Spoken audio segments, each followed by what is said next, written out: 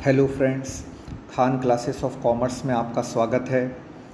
आज हम multi choice question लेकर आए हैं यूनिट नंबर 3 के। यूनिट नंबर 3 आपकी कॉर्पोरेट अकाउंटिंग है और आज हम कॉर्पोरेट अकाउंट से रिलेटेड कुछ टॉपिक्स लेकर आए हैं जिसमें हम एमसीक्यूज़ भी लेंगे और साथ में हम और एक्स्ट्रा डिस्कशन भी करेंगे जो आपके एग्ज़ाम के लिए बहुत यूज़फुल होने वाला है। तो बहुत जल्दी हम पहला क्वेश्चन ले लेते हैं।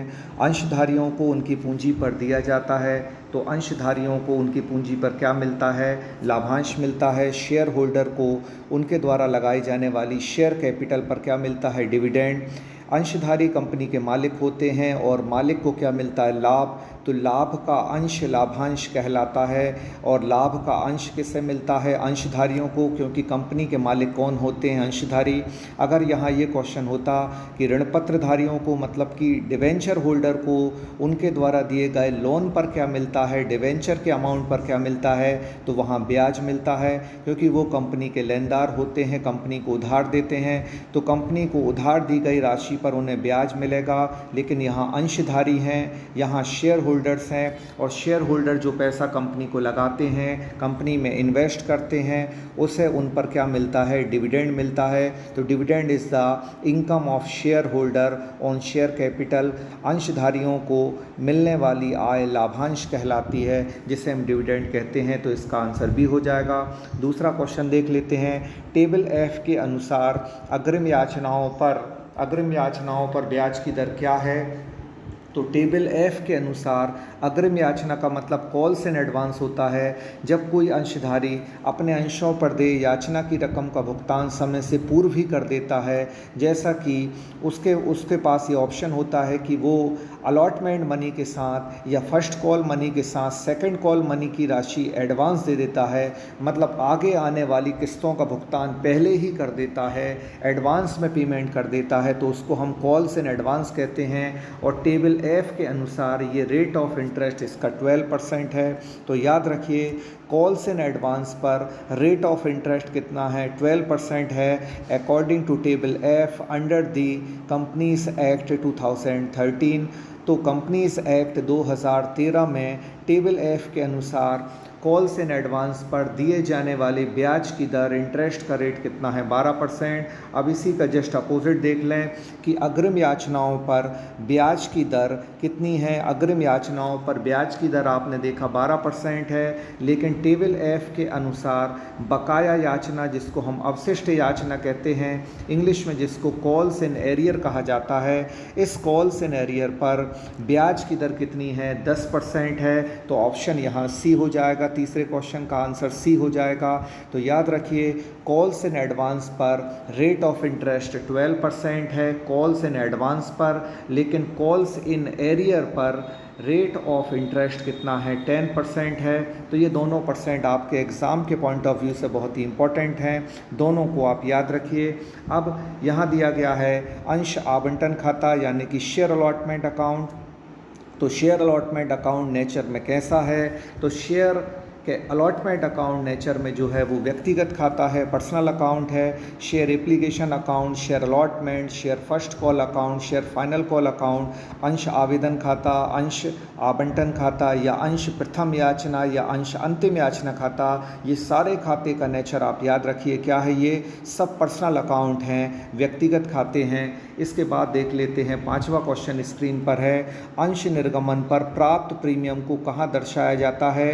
Premium received on issue of share is recorded as या is shown as, मतलब अंशों के निर्गमन पर जो प्रीमियम मिलता है उस प्रीमियम को कहाँ लिखा जाता है? तो सबसे पहले ये समझ लें, ये प्रीमियम एक नॉर्मल प्रीमियम नहीं है, ये कैपिटल आइटम है, और कैपिटल आइटम को हम कहाँ लिखते हैं? बैलेंस शीट में। प्रीमियम मिलने वाला है, ये क्या होता है? क्रेडिट होता है, और जितनी भी क्रेडिट संबंधी मदें होती हैं, अगर वो कैपिटल आइटम हैं तो वो कहाँ जाती हैं? लायबिलिटी में। तो आपका आंसर ए हो जाएगा कि premium received on issue of share goes to liability side in balance sheet, मतलब इसको लाइबिलिटी साइड जो है वो बैलेंस शीट में मेंशन किया जाएगा। अब अगला क्वेश्चन देख लेते हैं आगे क्या दिया है। क्वेश्चन नंबर 6 देख लेते हैं कि आगे स्क्रीन पर क्या है। तो क्वेश्चन नंबर 6 में स्वेट इक्विटी शेयर लिखा हुआ है। स्वेट इक्विटी शेयर क्या होते हैं पहले ये समझ लें।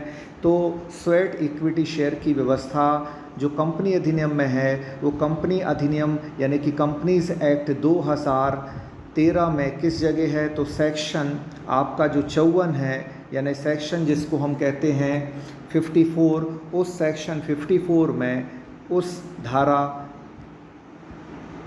सेक्शन 54 में इसकी व्यवस्था की गई है। तो याद रखिए एकमात्र इक्विटी शेयर जो होते हैं स्वेट इक्विटी शेयर जिन्हें बट्टे पर हम यानी कि डिस्काउंट पर इशू कर सकते हैं। तो डिस्काउंट पर इशू करने के लिए कौन सा सेक्शन परमिट करता है, तो सेक्शन 54 इसको परमिट करता है। और कौन सा सेक्शन जो है वो बट्टे पर इशू ना करने के लिए प्रतिबंध लगाता है, तो वो सेक्शन 53 है। इस पर भी हमने एक वीडियो बनाया है, आप हमारी जो लिस्ट है उसमें देख सकते हैं। इस पर भी एक बहुत इंपॉर्टेंट वीडियो कंपनीज एक्ट के नाम से है, लगभग 15 से 20 मिनट का वीडियो है लेकिन बहुत ही यूज़फुल है आपके लिए, तो उसको आप ज़रूर देखिएगा। फ़िलहाल डिस्काउंट पर स्वेट इक्विटी शेयर को जारी किया जाता है। ये स्वेट इक्विटी शेयर किसको जारी किए जाते हैं, तो ये कंपनी के कर्मचारियों को जारी किए जाते हैं और बट्टे पर जारी किए जाते हैं। हालांकि बट्टे पर शेयर का इशू होना प्रतिबंधित है, किस सेक्शन में, तो सेक्शन 53 में प्रतिबंधित है। डिस्काउंट पर इशू हम नहीं कर सकते, ये सेक्शन 53 कहता है। लेकिन सेक्शन 54 कहता है कि जो कंपनी में अपना पसीना लगा रहे हैं, जो कंपनी के लिए पसीना बहा रहे हैं, उन कर्मचारियों को कंपनी डिस्काउंट पर शेयर इशू कर सकती है। तो ये पूछा गया है कि डिस्काउंट को कहाँ लिखा जाता है, तो डिस्काउंट डेबिट होता है। और डेबिट संबंधी मदें कहाँ आती हैं आपकी, डेबिट डिस्काउंट होता है और डेबिट संबंधी मदों को असेट में लिखा जाता है। तो आंसर आपका ए हो जाएगा। अब आप यहाँ देख रहे होंगे कि डिस्काउंट को हमने पीएल अकाउंट में डेबिट क्यों नहीं करा, तो पीएल अकाउंट में उन मदों को डेबिट किया जाता है जो मदें आपकी क्या होती हैं, जो मदें आपकी आयगत होती हैं रेवेन्यू।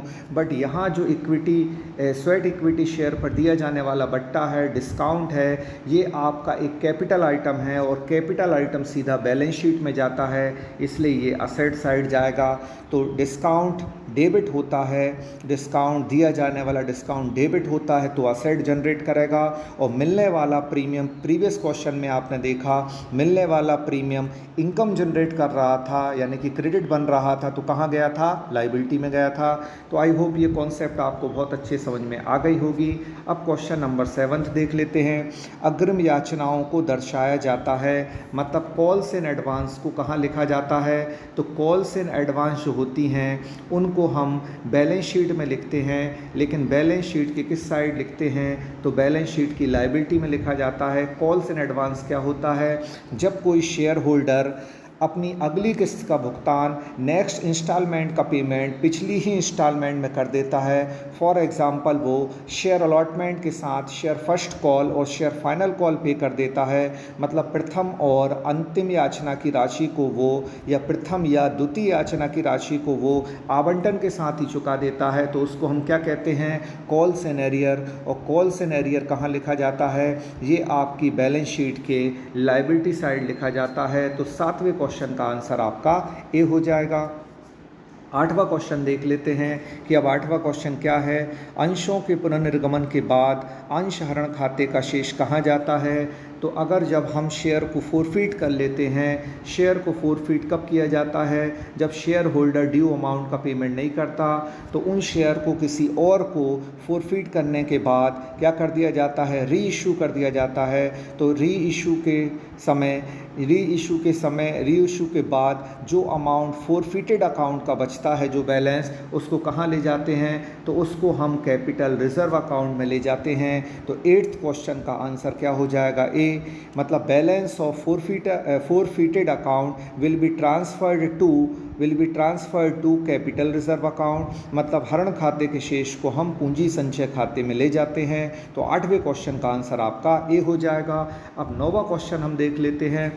अंश पुनर्निर्गमन पर अधिकतम कटौती दी जा सकती है। तो अब जब शेयर को दोबारा हम रीइश्यू करते हैं, जब कोई अंशधारी अपने अंशों पर देय याचना रकम का भुगतान समय पर नहीं करता, तो कंपनी एक नोटिस जारी करती है और नोटिस का जवाब भी ना मिलने के बाद अगर शेयर होल्डर कोई इंटरेस्ट नहीं ले रहा तो उसके शेयर को फोरफीट कर लिया जाता है, जब्त कर लिया जाता है। तो ये पूछा गया है कि उन शेयर को दोबारा रीइश्यू करेंगे तो मैक्सिमम कटौती कितनी होगी। तो आपका आंसर सी हो जाएगा कि जितना अमाउंट फोरफीटेड है उस अमाउंट के बराबर हम क्या कर सकते हैं, कटौती दे सकते हैं। तो ये 9वें क्वेश्चन का आंसर आपका सी हो जाएगा।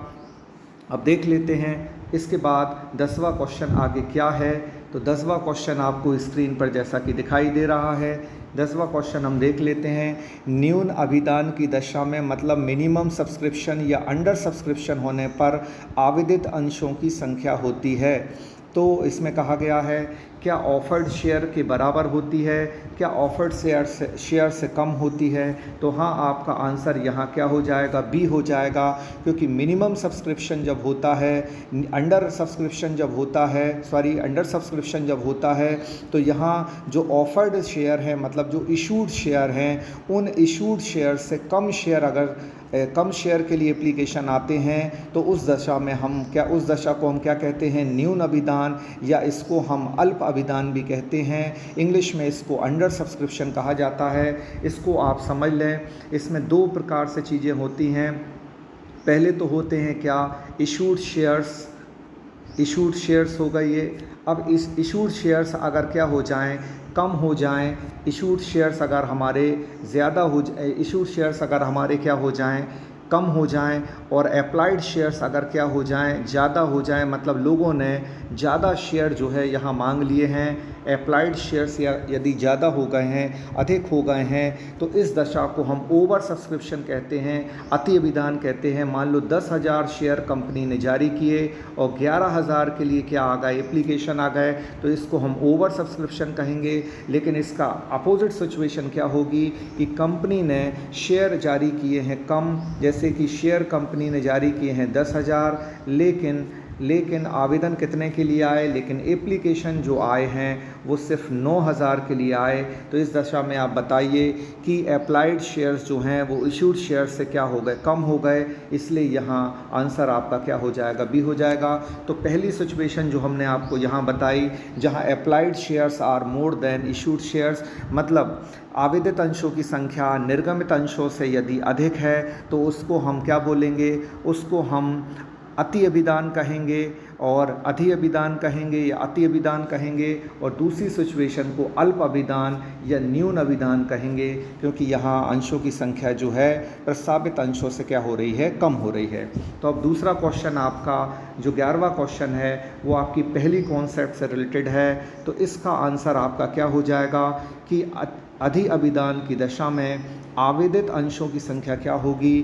तो जो अप्लाइड शेयर्स हैं वो क्या हो गए, applied shares are more than offered share, मतलब जो शेयर इशू किए हैं, यहाँ ऑफर्ड शेयर से मतलब किससे है, इशूड शेयर से है, निर्गमित अंशों से है। तो ऑफर्ड शेयर्स में आप कंफ्यूज नहीं होना, ऑफर्ड शेयर्स का मतलब यहाँ निर्गमित अंशों से है। तो निर्गमित अंशों से ज़्यादा अंश अगर आ जाते हैं तो उस स्थिति को हम अधि अभिदान कहते हैं या अति अभिदान कहते हैं, और वो ये सिचुएशन कहलाती है 10,000 अंश जारी किए, 11,000 के लिए आवेदन आ गए, तो इसका मतलब वो स्थिति अधि अभिदान या अति अभिदान की होती है। तो आंसर आपका सी हो जाएगा। 12वां क्वेश्चन देख लेते हैं। 100 रुपये वाला अंश है जिस पर अभी तक मांगे गए कॉल्ड अप कितने हैं, 80 रुपये हैं, और प्राप्त रिसीव्ड कितने हुए, 50। तो बताइए अभी कितनी रकम नहीं मिली, 30 रुपये यहाँ नहीं मिले हैं, मांगे गए 80, दिए गए 50, 30 रुपये नहीं दिए गए। तो 30 रुपये नहीं दिए गए तो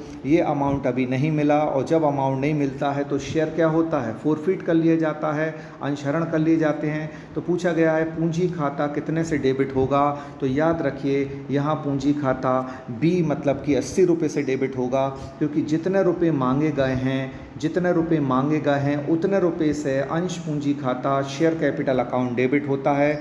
जितना कॉल्ड अप अमाउंट होता है फोर फीचर की एंट्री के समय उतना ही अमाउंट डेबिट होता है शेयर कैपिटल का जितना कि कॉल्ड अप अमाउंट है। तो यहाँ मांगी गई राशि याचित राशि 80 रुपये है, तो 80 रुपये से ये खाता यहाँ डेबिट हो जाएगा। इसके बाद देख लेते हैं स्क्रीन पर आके, ये आखिरी क्वेश्चन है 13। इसके बाद कुछ हम फिल इन दी ब्लैंक्स भी डिस्कस करेंगे ताकि आपको और कॉन्सेप्चुअल क्लियरिटी मिले। तो अंश का अंकित मूल्य 10 रुपये है, याचित राशि 8 रुपये है, अंश 10 रुपये का है, मांगी गई रकम कितनी है यहाँ 8 रुपये और 6 रुपये यहाँ राशि प्राप्त हुई है।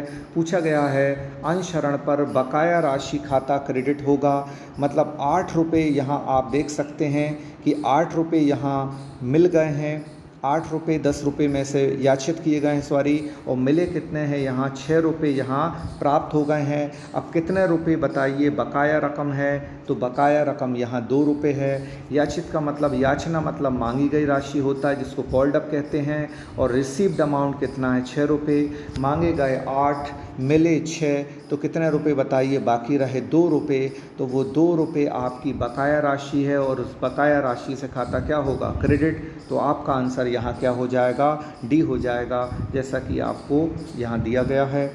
अब फिल इन दी ब्लैंक्स हैं, तो fill in the blanks match the column इनको भी पढ़ लेना चाहिए क्योंकि इनसे भी हमारी बहुत अच्छी कॉन्सेप्ट क्लियर होती है, क्योंकि ये बिल्कुल सटीक आंसर होते हैं और एग्ज़ाम में हमें यही करना है। क्या करना है, हमें एक सही आंसर जो है उसको चुनना है और 3 चीज़ों को रिजेक्ट करना है। तो फिल इन दी ब्लैंक्स में भी एक आंसर आता है, तो ये सब एनालिटिकल थिंकिंग में आता है, इसलिए fill in the blanks, true और false, match the column, MCQs और इसके अलावा 1 वर्ड सेंटेंस या 1 लाइनर सेंटेंस जिसका एक आंसर होता है, इन सारी चीज़ों की हमको प्रैक्टिस करना चाहिए ताकि हमारे अंदर एनालिटिकल थिंकिंग आए, जो कि हमारे एग्ज़ाम में बहुत हमारे लिए हेल्पफुल होती है। अब हम देख लेते हैं कि पहला फिल इन दी ब्लैंक्स क्या है। जब एक कंपनी के पास प्रस्तावित संख्या से अधिक अंश खरीदने के लिए आवेदन पत्र प्राप्त होते हैं तो इसे क्या कहते हैं। अभी हमने आपको बताया कि प्रस्तावित का मतलब क्या होता है, इशूड शेयर है ना, जो कि प्रस्ताव किए गए, और इशूड शेयर से अगर ज़्यादा अप्लाइड हो जाएं यानी कि आवेदन आ जाएं, तो अप्लाइड यहाँ ज़्यादा आ गए हैं, इसलिए इस सिचुएशन को ओवर सब्सक्रिप्शन कहा जाएगा, अति अभिदान कहा जाएगा, जैसा कि आंसर में आपको दिया है। इसका अपोजिट सिचुएशन है कि अगर इशूड शेयर अधिक हो जाएं जबकि क्या हो जाए, अप्लाइड शेयर्स कम हो जाएं, मतलब हमने 10,000 शेयर जारी किए, 9,000 के लिए ही एप्लीकेशन आए, लोगों ने 9,000 शेयर ही मांगे, तो हमारे पास कम शेयर के लिए एप्लीकेशन आए, तो जब एप्लीकेशन कम आए तो इसको न्यून अभिदान कहेंगे, मतलब अंडर सब्सक्रिप्शन कहेंगे। तो एक सिचुएशन ओवर सब्सक्रिप्शन होती है और एक अंडर सब्सक्रिप्शन होती है। जब इशूड शेयर से ज़्यादा के लिए एप्लीकेशन आते हैं तो हम उसको क्या बोलते हैं, ओवर सब्सक्रिप्शन, और अगर इशूड शेयर से कम के लिए एप्लीकेशन आते हैं तो उसको अंडर सब्सक्रिप्शन यानी कि न्यून अभिदान या अल्प अभिदान कहते हैं। तो ये क्वेश्चन आपको बहुत अच्छे से समझ में आ गए होंगे। अब इसके बाद एक फिल इन दी ब्लैंक्स और है कि यदि कंपनी द्वारा प्राप्त आवेदन राशि से कम हो जाती है तो कंपनी अंश आवंटित नहीं करेगी। तो याद रखिए कितने % से कम राशि यहाँ प्राप्त हो, तो इसको भी समझ लें, बहुत ही इम्पॉर्टेंट फैक्ट है। तो 90% से कम अगर राशि प्राप्त हो, आवेदन पर 90% से अगर कम हो रहा है अमाउंट, तो फिर वहाँ शेयर अलॉट नहीं किए जा सकते, इसलिए याद रखिए यहाँ 90% आंसर हो जाएगा। मिनिमम सब्सक्रिप्शन का रेट फिक्स है, इसको हम न्यूनतम अभिदान कहते हैं। इससे कम अगर राशि प्राप्त हो तो फिर कंपनी को वो पैसा लौटाना पड़ता है। तो मिनिमम सब्सक्रिप्शन का रेट याद रखिए 90% होता है। आई होप ये कॉन्सेप्ट आपको समझ में आई होंगी। बहुत ही यूज़फुल क्वेश्चन आज हम इस वीडियो के माध्यम से आप तक लेकर आए। अगर अभी तक आपने हमारे पेड कोर्स को नहीं लिया है तो step by step, point two point और यूनिट वाइज पढ़ने के लिए आप जल्दी से हमारे ग्रुप को ज्वाइन करें। और इसके संबंध में अगर और भी जानकारी आपको चाहिए हैं तो आप हमारे दिए गए नंबर पर कॉन्टैक्ट करें, हम आपको प्रॉपर स्टडी प्लान समझाएंगे और बहुत ही यूज़फुल इन्फॉर्मेशन हम जो प्रोवाइड कर रहे हैं वो आपके लिए आपके अपकमिंग अपकमिंग एग्ज़ाम में होने वाली है। इसलिए आप हमारे पेड कोर्स को जल्दी से जल्दी ज्वाइन करें, और वीडियो अगर आपको अच्छा लगा है तो इसको लाइक करें, इस पर कमेंट करें। Thank you so much to all of you.